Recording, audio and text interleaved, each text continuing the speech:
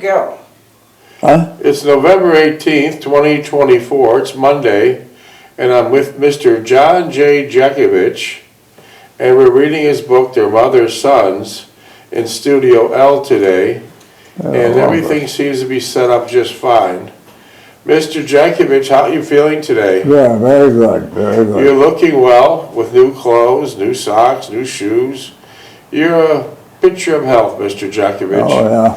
Mr. Jeckovich is knocking on the door of 100 years old. Imagine that. Mr. Jeckovich wrote this book about 25 years ago or so. It's about 900 pages. It talks about his life, but more importantly, it talks about World War II. Interesting fact, Mr. Jeckovich was a combat soldier in World War II, and he was shot up by snipers, beat up, bombed, stabbed, trench foot, frostbite. And just by the grace of God, he's alive, because not too many people would have been able to survive that. I think that was his devout mother. His mother was a devout Catholic, and I think it's her prayers, I believe strongly, that saved him. Because most people that was in his troop managing the heavy machine guns, there was assistant gunners and there was ammo bearers. There was people that just carried the tripods. This is heavy machine guns, and most of them were all killed. And one of his close friends, Donald Lape, got hit by a bomb and took off his head, and it just was hanging from his ear was his glasses. Mr. Jeckovich pulled them off and took one of his dog tags and wrote his mother and father, Lape's mother and father, a nice beautiful letter. But many people were lost.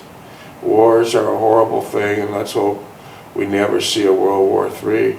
World War II, we had over approximately 16 million young men and women participated in World War II.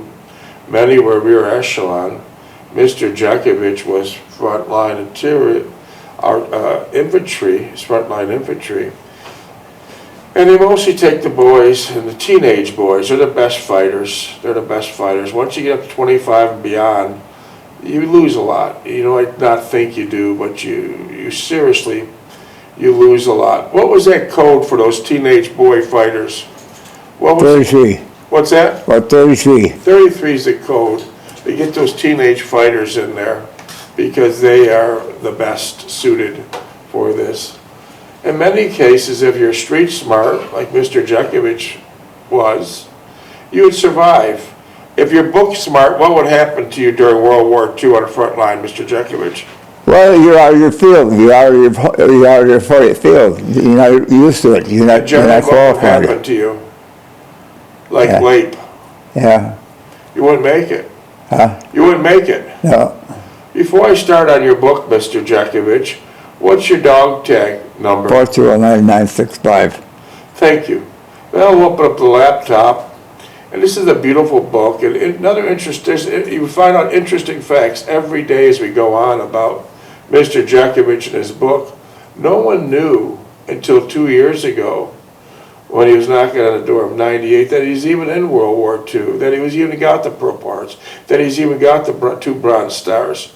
People on that front line who witnessed all this didn't talk. The talkers were primarily what? Rear echelon. Rear echelon. Rear echelon. They fought the war. So, yeah, they were never on the front line. So 16 million young men and women participated in this brutal event. And we have less than 100,000, probably less than 90,000 left. But an interesting fact, we have less than, 6,000 or 7,000 frontline military infantrymen. All the rest are gone. I mean, the guys that we have left are in their late 90s and early 100s. Late 90s and early 100s. And Mr. Jeckovich is one of those frontline fighters. And he was many battles, including the Battle of the Bulge. And an interesting fact about the Battle of Bulge, it was the coldest winter in 30 years. It was the coldest winter in 30 years. We lost a lot of soldiers to frostbite, and a lot of soldiers lost their limbs to frostbite. Were you fully equipped with the proper snow gear? No, no. What did you have for snow gear? We had glasses that I wore to go to school when I was a kid, buckled on them.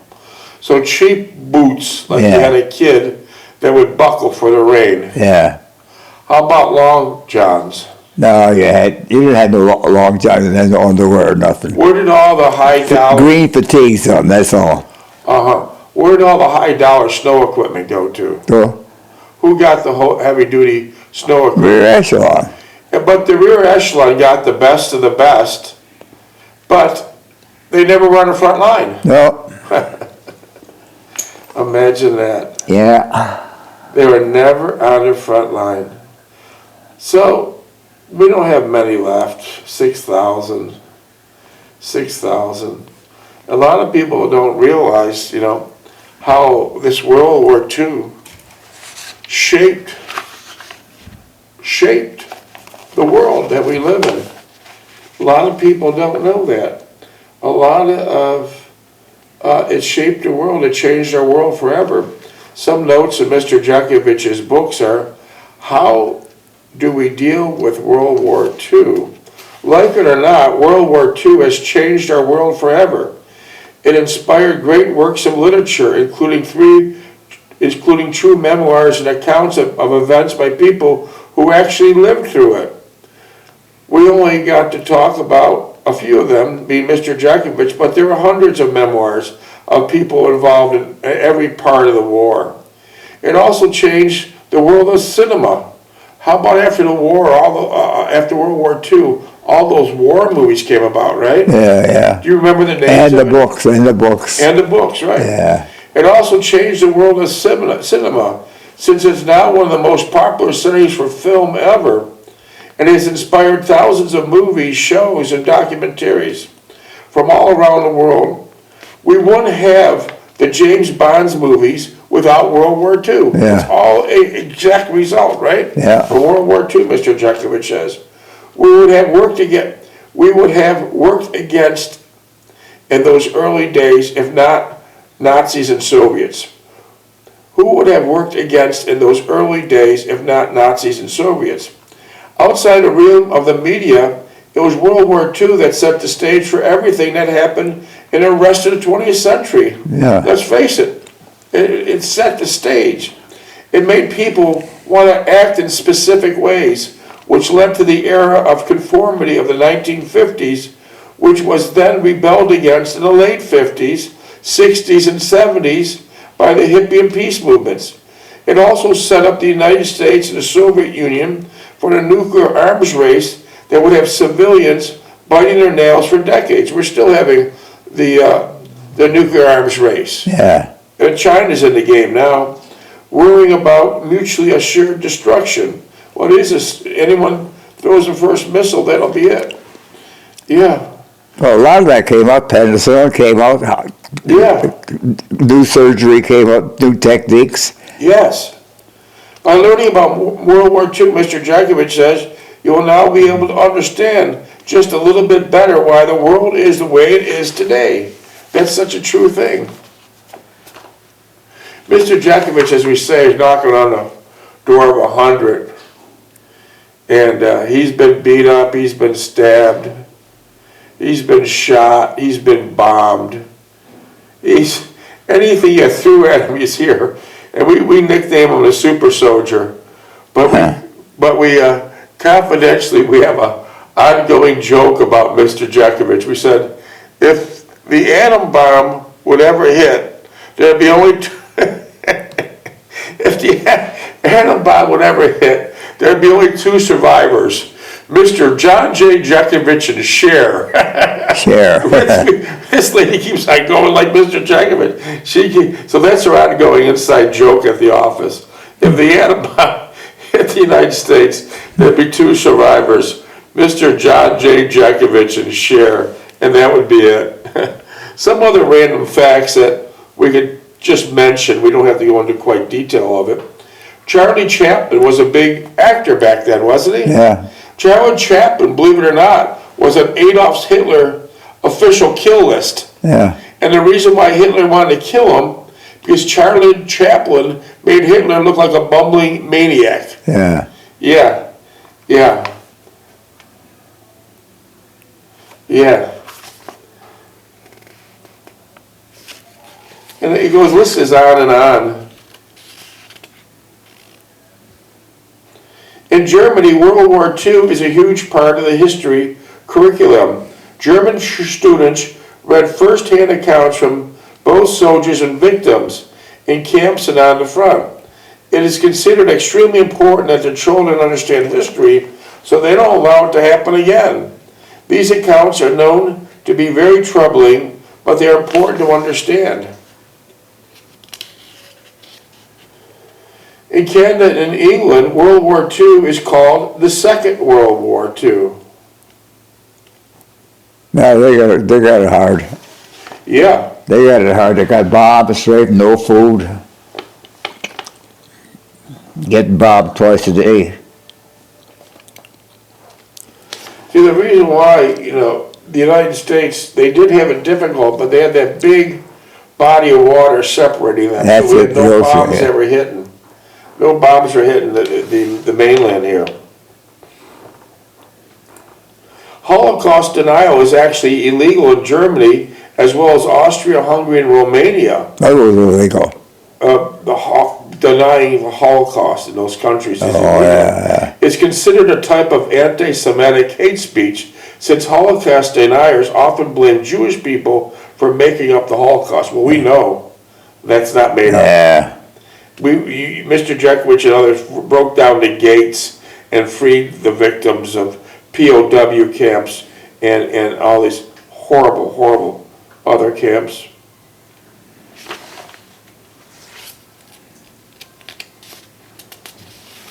Yeah, so that's very interesting, how it shaped the world. Did you want to ever, would you have your choice between fighting in a European theater during World War II or the Pacific? European. Would you stay there? Why? Well, the Pacific's rough. The Chinese are crazy over there. The Japanese are crazy. And what do you know about kamikaze pilots? They gave their life up for the country. They died their bombing right in the ship. They make their airplane be a human bomb. Yeah. Yeah. Many of them were on suicide missions. That was a religion with them. Yeah. They were classified as the Special Attack Unit. Who? The kamikaze pilots. Yeah. The kamikaze was only used in informal press releases in Japan, but it caught the world's attention in the modern world as a kamikaze mission. It was a slang for the kind of activity that is dangerous to the point of practically being suicide. Yeah, that was a lot of kamikaze pilots during World War II.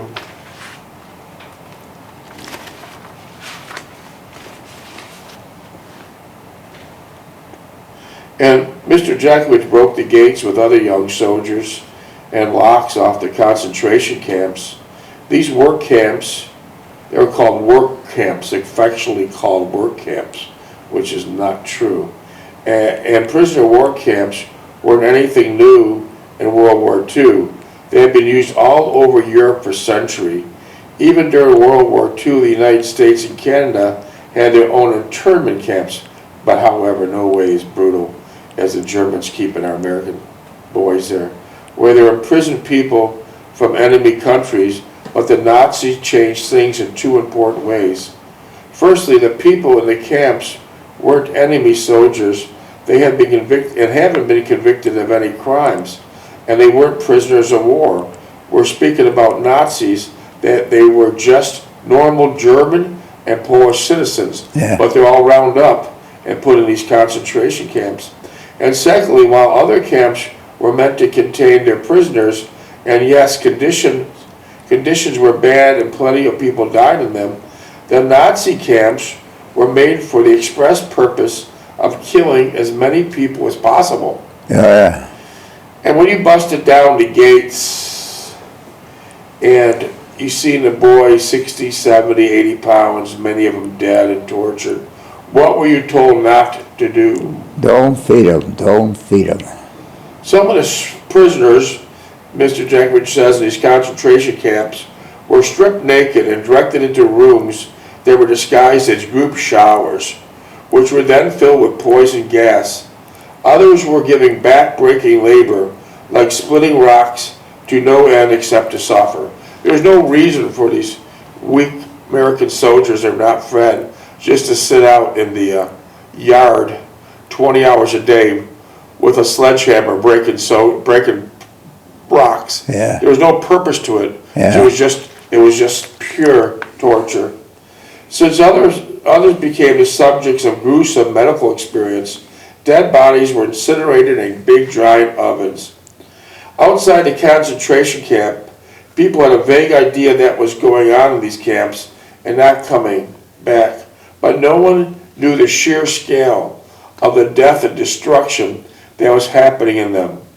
It wasn't until 1944 Mr. Jeckovich and his platoon and the Allied troops finally took control of Poland and Germany, and they just started to discover these camps. Yeah. Not everyone in Germany was on board with the Nazis. In fact, many of them strongly opposed these concentration camps. The White Rose was a resistance group centered in Munich in 1942 and 3. They distributed leaflets that created anti-Nazi graffiti trying to break down the Nazi propaganda machine. The Nazis had a lot of propaganda. Yeah. The leaflets talked about the war crimes the Nazis were committing and exposed the mass murder of Jewish citizens and encouraged people to take a stand against the Nazi party. They also reached out to other resistance groups to share the information. An easy slogan that would apply here is, "Evil triumphs when good men do nothing." Evil triumphs when good men do nothing. The White Rose camp was active with students. The White Rose was active with students starting at the University of Munich and spreading across the cities of Ulm and Stuttgart. The Catholic Church was also heavily involved, and the Bishop August von Galen wrote a sermon against Nazi regime that informed the population of concentration camps and policies the Nazis were using to protect the German gene pool.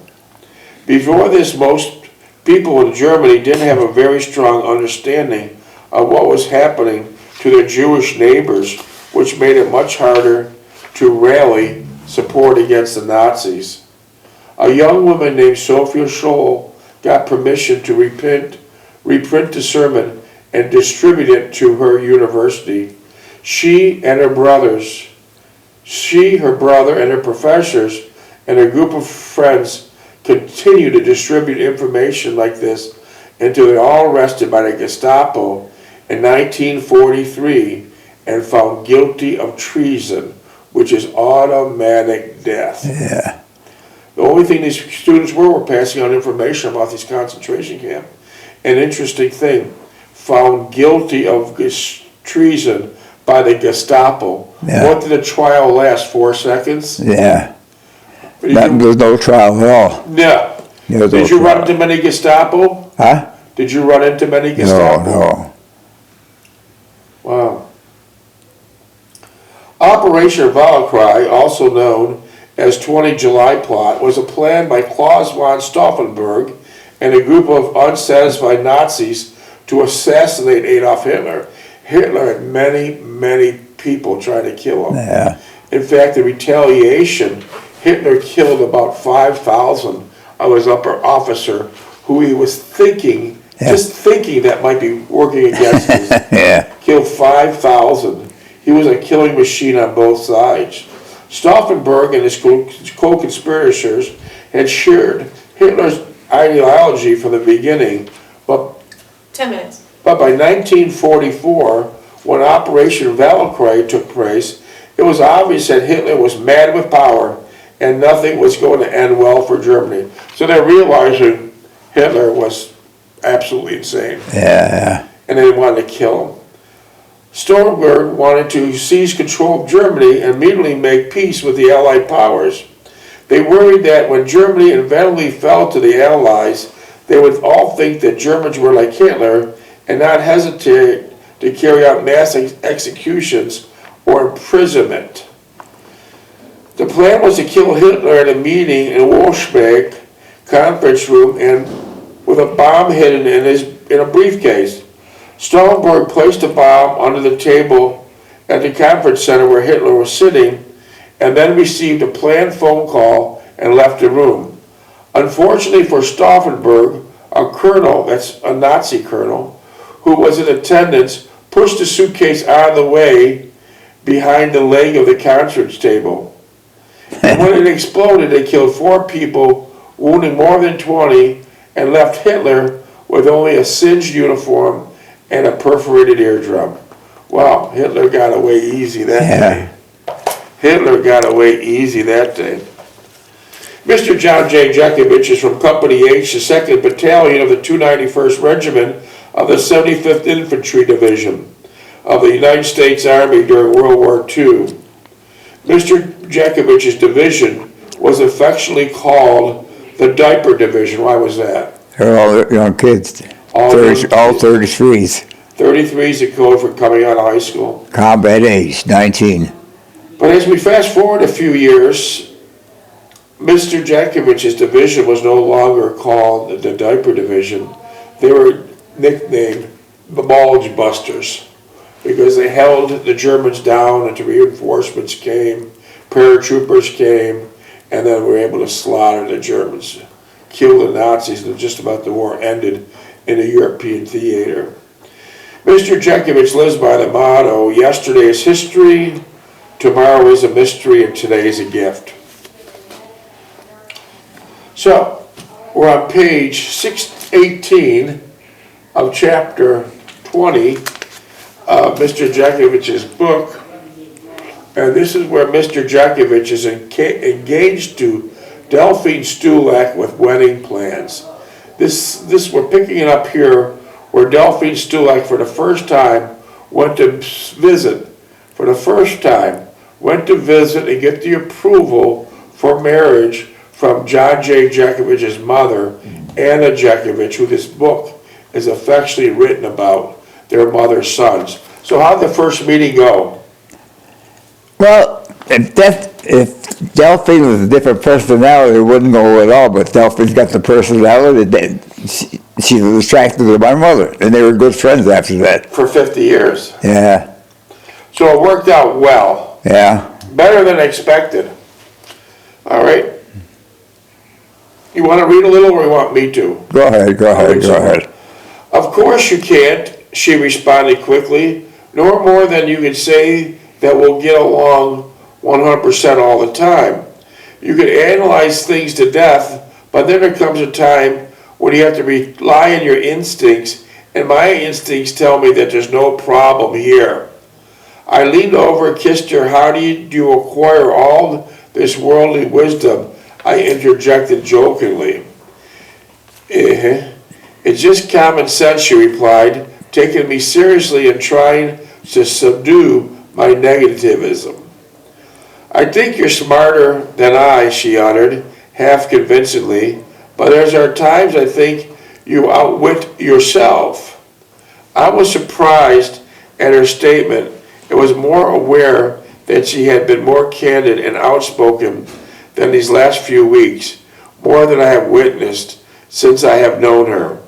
It was as she was lining up everything in her mind, seeking out the direction and the path to follow. I leaned over and kissed her. She smiled and said, I hope you don't think I'm changing for the worst. It's just that I so want to get off on the right foot in our relationship. Minutes? 5. She leaned, you're doing fine, I consoled her, putting my arm around her shoulders and drawing her close to me. She leaned her head into my shoulder, and her closeness sent suggestive quivers throughout my body. I watched her approach the side door. She then turned and waved and gone inside. I could hear the dog barking in the kitchen. Was those dogs always barking? That damn dog barked all the time. He barked at everybody. So every time she came in, her family got wakened. Yeah. Oh my word. Bark, bark, bark, bark. That's all. Did you ever get a dog? Huh? When you got married, did you ever get a dog? No. Did you ever want a dog? No. At almost 100 years old, would you like a dog now? No. No, no, no, no. He knows exactly what he wants. No damn dogs. Yeah. No damn dog. How about a cat? No, worse.